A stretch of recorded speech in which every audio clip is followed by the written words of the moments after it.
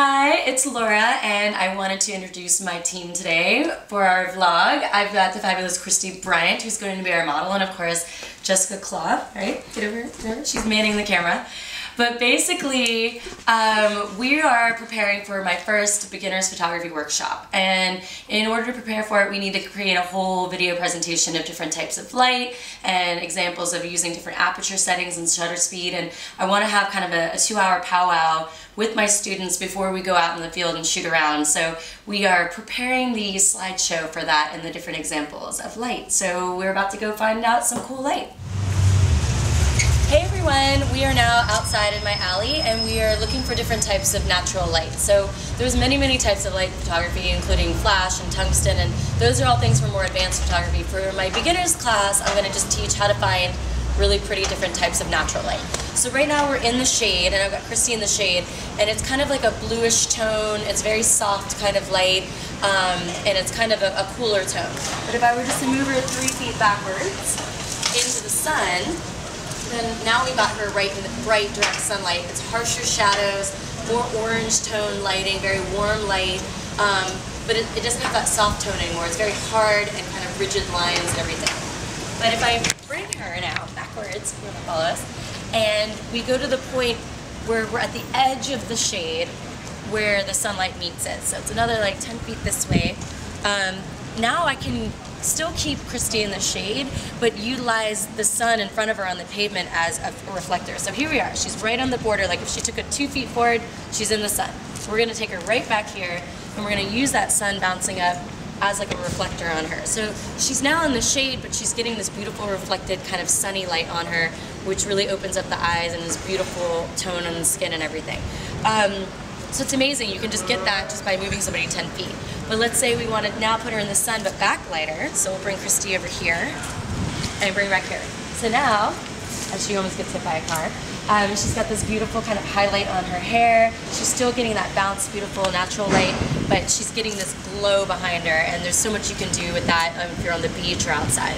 So in the matter of just 20 feet, you can just position your model to get the type of lighting and look that you want.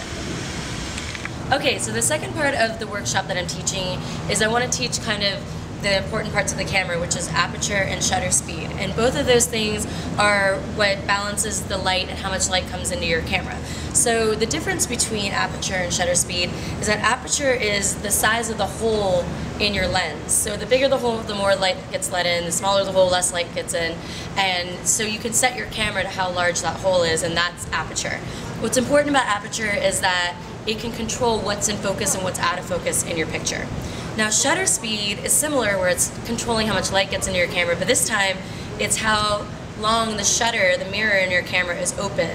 So the longer it's open, the more light gets let in. The less it's open, the less light comes in. So what shutter speed controls is not what's in focus, but it controls what's blurry and what's not blurry. So the shutter speed is going to either freeze action or it's going to blur action.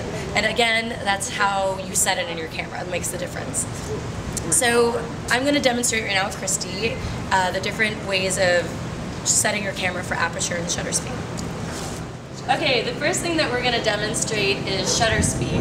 So I'm going to have Christy be our model, and I'm going to have her do the same thing twice. I'm going to take the same photo from the same location, same camera, same model, twice, and it's going to have 2 different effects. One is going to be blurred, and one is going to be frozen, because I'm going to just set the shutter speed differently on my camera. So I'm going to have Christy jump for us. Okay, I'm going to set it now.